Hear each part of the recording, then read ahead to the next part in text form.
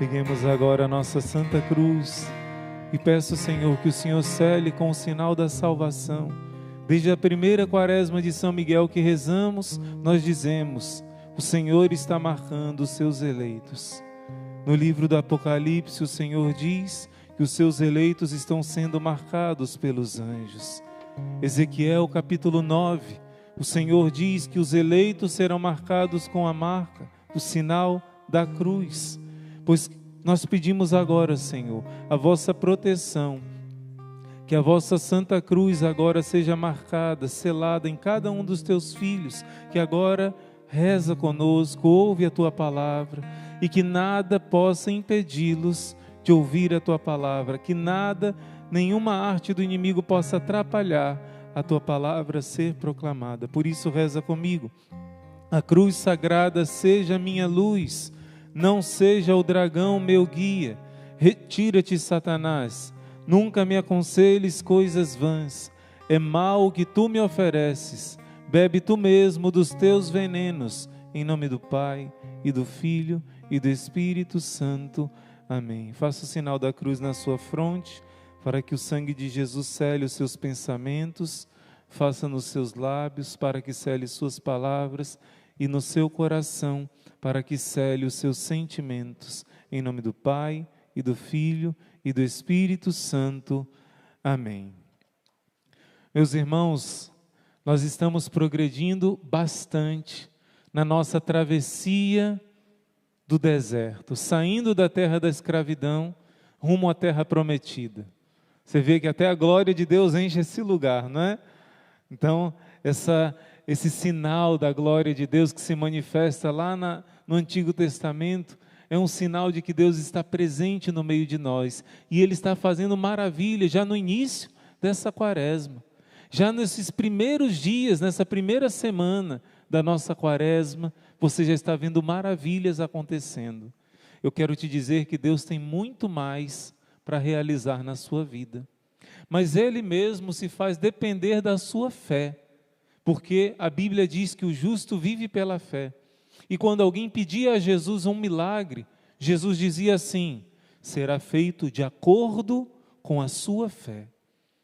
Pessoas que pediam a Jesus um milagre quase impossível, Jesus dizia que não iria fazer, mas quando alguém tinha uma grande fé, Jesus disse: mulher, grande é a tua fé, pode ir que a tua filha já está curada. Jesus disse que não era a hora dele curar, mas por causa da humildade e da fé daquela cananeia, a filha dela foi liberta. Jesus disse à Virgem Maria, nossa mãezinha do céu e a mãe dele: não é a minha hora, eu não posso ainda fazer milagres. Mas quando uma pessoa humilde toca o coração de Deus, o Pai autoriza. Não era a hora de Jesus fazer milagres, mas porque Nossa Senhora pediu, o Pai atendeu. Meus irmãos, porque a Bíblia diz que Deus não resiste aos humildes. Deus, Ele resiste aos soberbos. Mas quando um coração é persistente, perseverante, confiante, não duvida do amor do seu Pai do céu, confia nele, esse coração consegue tudo de Deus. Esse coração vence todas as batalhas. E porque o pecado que entrou no mundo era justamente o orgulho, justamente a falta de humildade e de confiança em Deus, o homem passou a confiar em si mesmo. Nenhum ser humano da face da terra conseguiu vencer essa inclinação ruim que nós temos. Por isso o evangelho de hoje domingo, primeiro domingo da quaresma, né? Nesse evangelho de hoje você vai ver Jesus sendo tentado. Mas irmão, porque Jesus foi tentado? Jesus era Deus, nunca Jesus iria cair na tentação, mas Ele se submeteu a passar por isso, por causa de nós. Porque o que eu e você não conseguiríamos vencer, Jesus enfrentou no nosso lugar e abriu o caminho para que eu e você pudéssemos atravessar. Por isso não existe mais desculpa de alguém dizer que não consegue vencer alguma inclinação ruim, algum defeito, algum vício. Jesus já venceu por você. Já está vencida essa causa. Você tem que tomar posse pela fé. Eu quero repetir, para quem acredita não existe impossível. Repete isso. Para quem acredita não existe impossível. Para quem acredita não existe impossível. Não sou eu que estou dizendo. É a palavra de Deus. É Jesus que disse isso.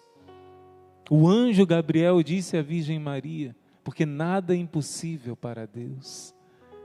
Então o Senhor te convida hoje a tomar posse, porque Jesus já venceu a batalha por você.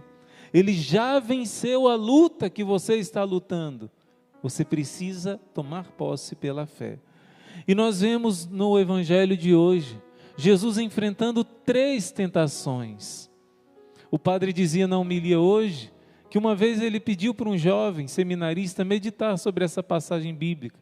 E o jovem ficou o dia inteiro meditando, mas não conseguiu relacionar a tentação de Jesus com a vida dele. O diabo pediu para Jesus transformar a pedra em pão. Ele disse, o diabo nunca apareceu para mim, nunca pediu que eu transformasse pedra em pão.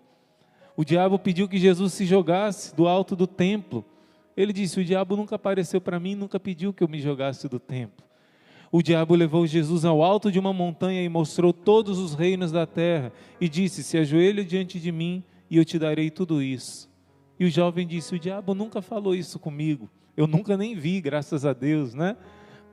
E ele não conseguia perceber a relação das 3 tentações de Jesus com as tentações que eu e você passamos todos os dias. Por isso hoje Jesus quer te ensinar como vencer essas tentações. E a primeira tentação que Jesus passa é do pão. Transformar o pão a pedra em pão. Ou a segunda tentação que Jesus passa, segundo Mateus e segundo Lucas, a ordem é diferente, é de se ajoelhar diante de Jesus, diante do inimigo, e todos os reinos da terra seriam dados a Jesus. E o outro, de se jogar do templo, porque o diabo usa a passagem do Salmo 90. O diabo diz assim para Jesus, está escrito na palavra de Deus, que se você se jogar, você não vai tropeçar em alguma pedra, porque os anjos te sustentarão com suas mãos. E Jesus vai responder, também está escrito, não tentarás o Senhor teu Deus, vai embora Satanás. E eu quero hoje explicar, eu quero começar falando desse momento em que o diabo diz para Jesus se jogar do templo. Não vou começar do pão não, vou deixar por último. E o que tem a ver com a sua vida? Jesus está no alto do templo, o templo era o centro religioso. Jesus veio para ser reconhecido como Senhor daquele templo, para ser reconhecido como Messias. O templo era o lugar onde ele deveria ser adorado. O templo era o lugar sagrado para o povo de Deus, e ali Jesus deveria entrar como Messias. Por isso o diabo está dizendo que se ele fizesse esse gesto, todo o povo acreditaria que ele era o Messias por causa do milagre, de se jogar lá do alto e não morrer. Todos aclamariam ele como rei, como Messias. A primeira tentação do diabo significa a autoafirmação. Significa ser valorizado pelos outros. Se Jesus se jogasse do templo e ordenasse a um anjo que o sustentasse para que ele caísse milagrosamente, sem se machucar, Jesus seria aplaudido, Jesus seria aclamado, Jesus seria valorizado. E do jeito que Jesus quis fazer, ele foi crucificado, ele foi cuspido, desprezado. A primeira tentação que o diabo faz Jesus ter é de ter sucesso, é de ter brilho aos olhos dos outros, de todo mundo achar que você é uma pessoa fantástica, de todo mundo achar que você é o máximo. E esse, diz a Bíblia, e essa é a raiz de todos os males, o orgulho. O orgulho é a raiz de todos os males. 2 passagens na Bíblia vão dizer que o orgulho é o princípio de todos os pecados, é a raiz de todos os males. E nessa primeira tentação de Jesus, você pode ver a nossa inclinação para a vaidade, nossa tentação para o orgulho, para a arrogância, a altivez, o espírito de dominação, né? De superioridade, você achar que fulano é inferior a você, fulano é inferior a você. Essa é a primeira tentação e a pior de todas. O diabo caiu por causa dessa tentação. É um pecado do espírito, não é um pecado carnal, é um pecado intelectual, espiritual, de você se achar muito importante. E eu quero te dizer, a sua importância não está naquilo que você faz, a sua importância não está no aplauso e no elogio dos homens. São Francisco de Assis diz assim: você é aquilo que você é diante de Deus e nada mais. Santa Teresinha disse que aprendeu a ser indiferente dos elogios ou das críticas. Ela disse que uma vez uma irmã disse assim para ela: Teresinha, como você está magra, você vai ficar doente desse jeito, precisa engordar. E no mesmo dia, poucas horas depois, uma irmã disse: Teresinha, você está muito gorda, você precisa emagrecer, você está comendo demais. Teresinha estava na verdade magra, mas ela tinha um rosto redondinho, né? Então ela tirou, claro, uma das irmãs percebeu que ela estava magra, a outra, por causa do seu rosto redondinho, disse que ela não estava, ao contrário, que ela estava gordinha demais. Mas ela disse que esse dia foi uma lição para ela. Como o que os outros pensam de nós é insignificante. São Paulo vai dizer: quanto a mim, nem eu julgo a mim mesmo, pouco me importa o que dizem de mim, nem eu julgo a mim mesmo, o que importa é que eu sou diante de Deus, minha consciência não diz que eu estou errado, mas nem por isso quer dizer que eu estou certo. Cada um vai receber de Deus o louvor que merece no dia do julgamento. Não importa tanto o que os outros pensam de você, mas o que você é diante de Deus, o que você faz sozinho, como diz uma canção, o que você é diante de Deus e nada mais. Uma passagem da Imitação de Cristo, um livrinho que os santos liam, diz assim: se você considera que alguém é inferior a você, você ainda não entendeu nada da humildade, você ainda não aprendeu a vida espiritual. Você pensa assim: não, mas aquele irmãozinho de rua que mora ali, ele é inferior a mim. Não, aquele que está no mundo do crime, ele é pior do que eu. Não, aquele que hoje está viveu esse carnaval, pecando, ele é pior do que eu. São Francisco dizia assim: se não fosse a graça de Deus, eu faria pior do que ele. Se eu não tivesse recebido tantas graças, uma família maravilhosa, tantas bênçãos na minha vida, eu faria pior do que ele. Quem julga é o Senhor. Essa primeira tentação Jesus venceu, dessa autoafirmação, querer mostrar que é melhor que o outro. São Paulo vai dizer: se você recebeu muitos dons, parabéns, é dom de Deus. O que você tem que você não tenha recebido de Deus? Então como é que você se gloria daquilo que você recebeu, se considerando melhor que os outros? Deus só dá a sua graça aos humildes, e nós estamos na escola da humildade, bem bebezinhos ainda, mas estamos aprendendo. Jesus venceu por mim e por você essa inclinação terrível que nós temos de nos justificar de nossos erros, de nos autoafirmar que nós somos muito certos, que somos melhores que os outros, de querer ser aplaudido. Gente, tá na nossa pele isso. A gente luta contra isso, mas a gente quer ser reconhecido, a gente quer receber um muito obrigado, a gente quer ser reconhecido pelos homens mais do que por Deus. Isso é algo que está entranhado em nós, não que Deus tenha criado isso em nós, mas por causa do pecado, nós temos essa inclinação. Eu quero começar te dizendo que Jesus já venceu isso por você. Você acredita? Segunda tentação que Jesus passou: se você se ajoelhar diante de mim, disse o inimigo de Deus, todos esses reinos da terra serão seus. Você quer ajudar os pobres? Jesus, se ajoelha diante de mim, porque toda essa riqueza vai ser para você fazer o bem, vai ser para você ajudar os famintos, para você diminuir as brigas, as guerras, porque afinal com dinheiro se consegue tudo, não é? Com dinheiro tudo é mais fácil. Com dinheiro você vai ajudar os hospitais, os doentes. Com dinheiro você vai poder mudar esse mundo. Você não veio aqui para ensinar os homens a ter uma vida nova. Você vai poder ajudar muito mais se você governar este mundo, se você tiver muitas posses. Essa é uma inclinação terrível que o inimigo nos engana, que quando você for rico, você vai ser uma pessoa que vai ajudar todo mundo. Quantos ricos egoístas existem no mundo? Quando eu for rico, eu serei diferente, serei caridoso. Mentira. Se eu não sou caridoso agora, eu não vou ser depois. Quem mais ajuda os necessitados são os mais pobres. Eu não estou dizendo que não tem ricos que ajudem. Mas eu estou dizendo que se você não é fiel no pouco, Lucas 16, está escrito, você não vai conseguir ser fiel no muito. Você pode pensar assim, eu vou ser desonesto para poder ganhar esse dinheiro a mais. Mas Deus vai perdoar porque eu vou ajudar uma creche que tem crianças sofrendo.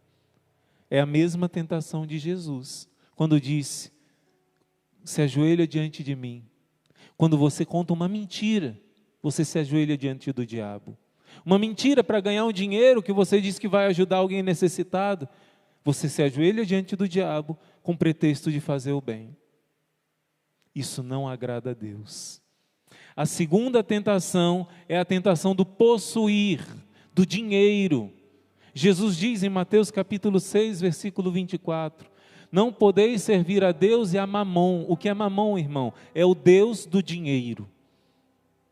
O próprio bezerro foi feito de metal fundido, de ouro, representa o dinheiro. Os ídolos são feitos de metal, representa o dinheiro.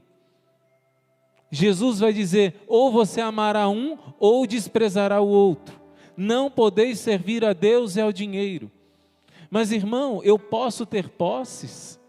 Eu posso ter alguma coisa? Jesus vai nos ensinar sobre o possuir. Tudo que você tem é emprestado. Jesus conta a parábola do administrador infiel. Um homem administrava todos os bens de um homem muito rico. Mas então, chegou a hora dele prestar conta da administração. E ele estava administrando errado, usando aquelas riquezas para o benefício dele. E ele pensou, o que eu vou fazer? Ele vai descobrir tudo. Já sei, vou dar as riquezas que eu tenho para pessoas que possam me ajudar depois. E este homem é descoberto, e quando presta conta, ele é mandado embora por causa de todos os erros que ele fazia. Eu e você temos bens nesse mundo somente para administrar. Se eu e você quisermos nos apropriar desses bens, nós ficaremos sem nada. O que eu estou querendo dizer com isso? Você que tem muito dinheiro, tem vários bens, não se apegue em nada. Porque aquele que se apega aos bens materiais é o mais vazio de todos.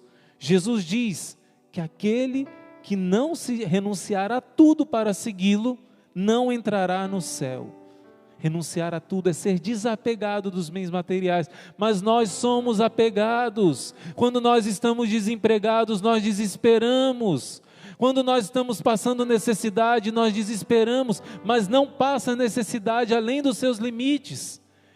Eu conheço pessoas que estão desempregadas, mas estão sendo sustentadas. Tem a ajuda dos pais, tem a ajuda de amigos, estão vivendo uma vida que não falta alimento, não falta energia, não falta o necessário, mas entram em pânico, em desespero, porque não confiam em Deus. E você não está recebendo a graça muitas vezes porque não confia em Deus. A sua confiança em Deus só acontece quando o dinheiro está na conta do banco. Se o dinheiro não está na conta do banco, você não confia em Deus. E essa confiança no dinheiro, existe uma passagem na Bíblia também, 1 Timóteo, capítulo 6, se eu não me engano, que a raiz de todos os males, primeiro é o orgulho, e depois ele diz, é o dinheiro. Tem gente que diz, não, irmão, na Bíblia não está escrito isso. Na Bíblia está que a raiz de todos os males é o amor ao dinheiro. Exatamente. Muitos usam como pretexto, eu vou ficar rico. Tiago diz assim, aqueles que têm ambição de ficar rico, caem na malha do demônio. Ficar rico não é pecado não, mas se você tiver ambição, que seja a ambição de fazer o bem, de perder a sua vida, pois que quem quiser ganhar a sua vida nesse mundo vai perdê-la, e quem perder vai ganhá-la.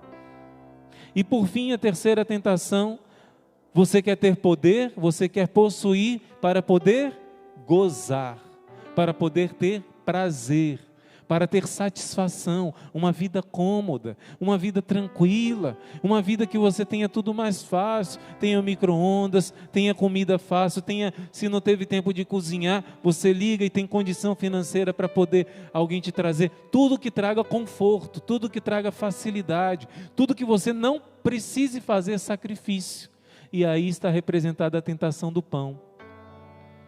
Quando Maria pede a Jesus, filho, eles não têm mais vinho. Jesus transforma a água em vinho. Mas por que quando o diabo diz, Jesus estava morrendo de fome, 40 dias sem comer nada. Tem gente que não acredita que Jesus ficou 40 dias. Gente, estuda a vida dos santos. Existem provas de vários santos que ficaram anos sem comer nada. Se os santos puderam fazer isso pela graça de Deus, uma graça milagrosa, claro, por que o santo dos santos, o rei dos santos não pode? Mas Jesus sofreu, ele ficou com fome e com sede, e naquela fome tremenda, o diabo disse, o homem quando faz jejum, ele fica irritado, ele perde o domínio de si, por isso o jejum é tão importante, ele domina o nosso jumentinho, né? O nosso homem velho, São Francisco dizia, o meu burrinho, coloca a gente no lugar. Jesus podia, não, mas Jesus sereno. E o diabo, Jesus, qualquer outra pessoa no lugar do Senhor, estaria desesperado, transforma essa pedra em pão, é agora, né? Jesus nunca usou o poder dele em favor de si próprio. Quando era para os outros, sim, mas nunca em favor de si. E o diabo queria que Jesus usasse o poder dele para a sua satisfação, para o seu prazer, e tudo em Jesus foi para o outro. Eu lembro do Padre Pio, quando o pai dele pede, Frante, né? Chamava ele de Frante, me dá um pouco de dinheiro que eu preciso voltar para minha terra natal. O pai já para morrer, e ele diz, pai, eu não tenho dinheiro. Mas como? São milhões e milhões que passam na sua mão todos os dias. Pai, eu fiz um voto, é tudo para ele e nada para mim, tudo para os pobres, tudo para as almas que sofrem. Nada disso é meu, é tudo para o hospital ser construído. E o Padre Pio dizia que tudo era para os outros. E essa tentação do pão representa a nossa necessidade. O jejum mortifica essa questão do paladar, mortifica o prazer, mas isso daqui vai além, significa a nossa inclinação natural para se alimentar, para reproduzir, para dormir, para recrear. O prazer não é mal, o prazer foi criado por Deus, porém, a nossa inclinação ruim nos faz transformar em ídolo o prazer. E a gente, por causa do pecado original, tem uma tendência terrível de se tornar escravo dos prazeres, escravo de um seriado, de uma série, escravo de um jogo de videogame, escravo de uma bebida alcoólica, escravo do prazer do sexo, escravo das drogas, escravo de tantas coisas que nós somos presos e sem aquilo eu não sou feliz. São prisões. Eu quero te dizer que todas essas prisões Jesus já venceu por mim e por você. Eu quero citar para vocês, meus irmãos, uma coisa que aconteceu recentemente e que mexeu muito comigo. Você sabe que aqui no nosso Instituto Hesed, no Exército de São Miguel, nós somos um exército que vence e alcança milagres, não por meio de envolvimento com a política, não por meio de armas carnais, mas como diz 2 Coríntios 10, as nossas armas são espirituais, são poderosas em Deus, capazes de arrasar fortificações. destruir as muralhas do inimigo. Nossas armas são espirituais. A gente não se envolve em política, mas a gente reza pela política. A gente sabe que a vitória, há pouco tempo eu li o padre Paulo Ricardo insistindo com isso, não é a política que vai salvar o mundo, não. Isso é uma ilusão. Quem tem o chamado de se envolver com isso, de uma maneira mais aprofundada, de conhecer e defender as verdades, os valores, Deus seja louvado. Mas não é o mundo inteiro se envolvendo com política que será salvo o mundo, não. É pelas armas espirituais, é pela conversão, é pela oração, joelho no chão, jejum.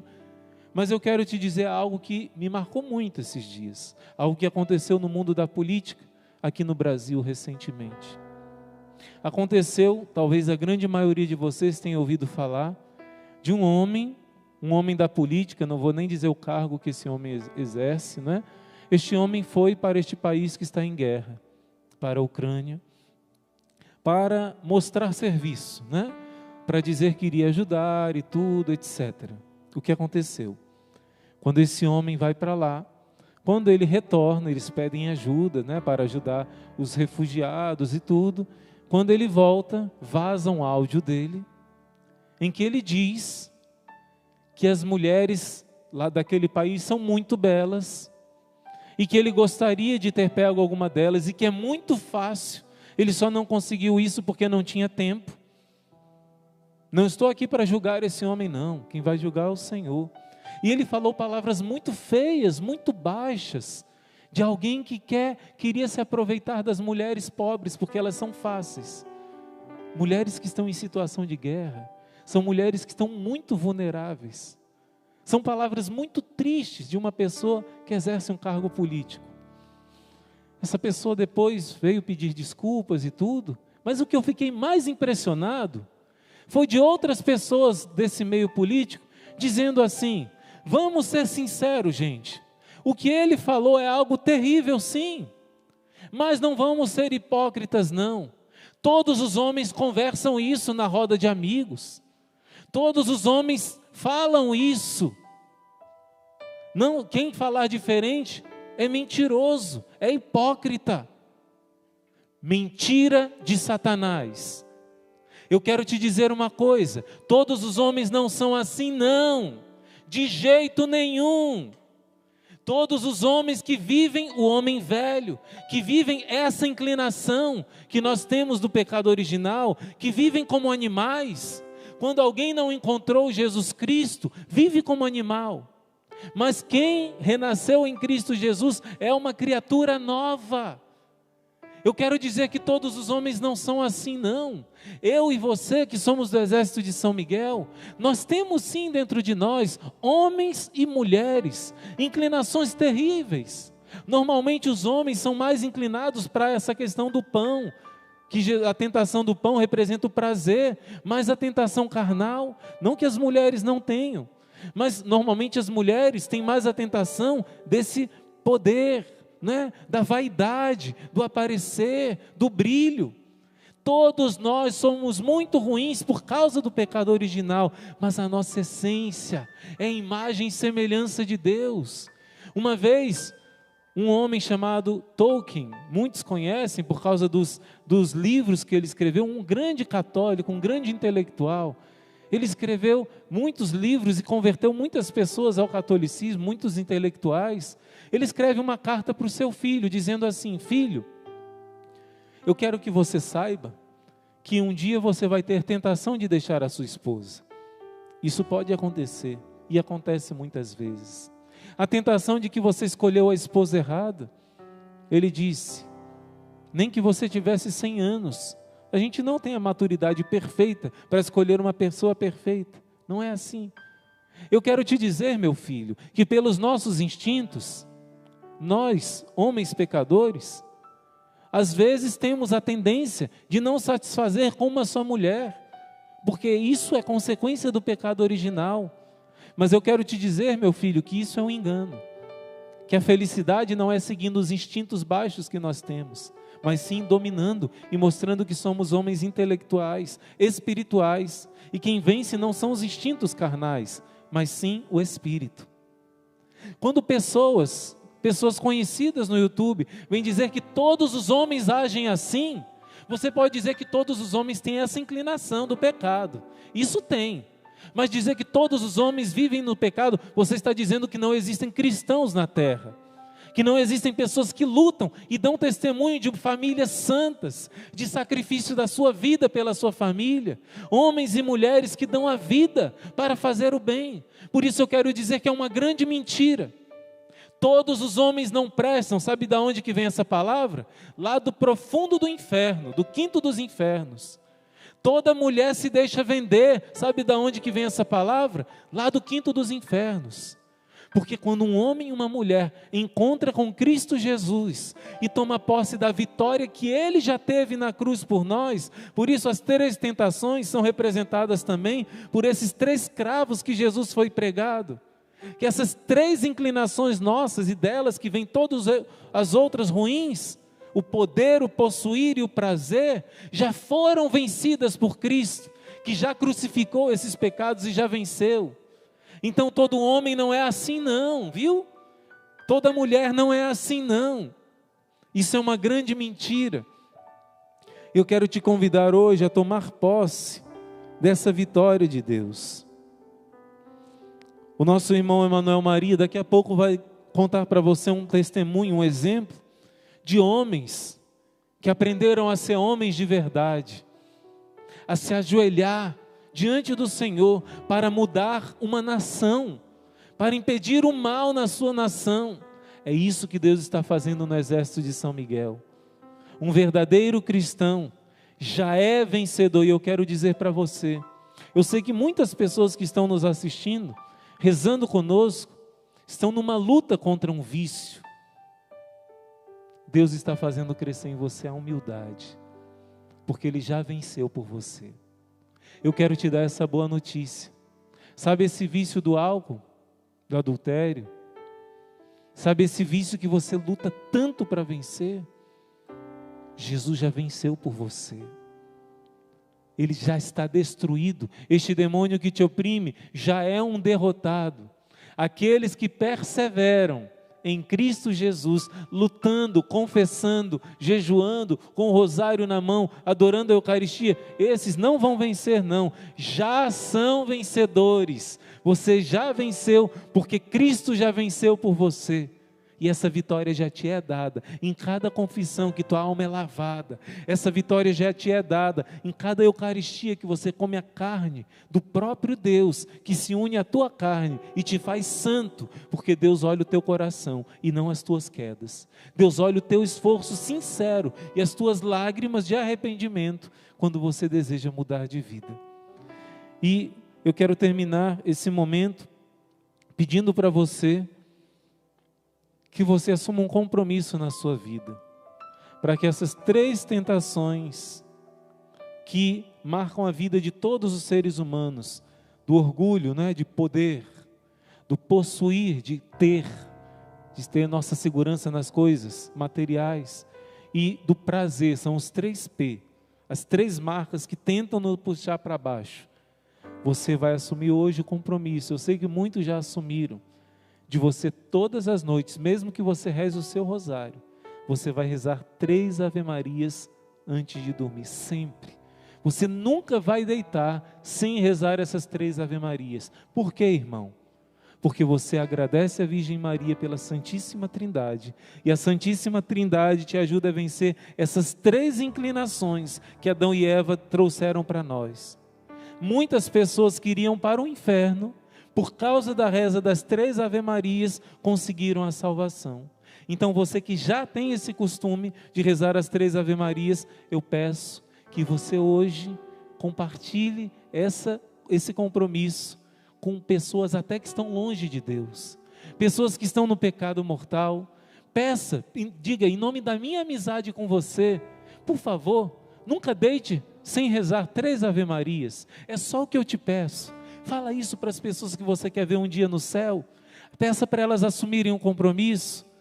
Nós vamos deixar aqui na descrição do vídeo, do chat, né, da descrição da nossa live, um vídeo das 3 Ave-Marias explicando as graças e as promessas para quem faz essa devoção. E com esse compromisso simples, você vai assumir para valer a vitória que Cristo já te deu contra essas 3 inclinações.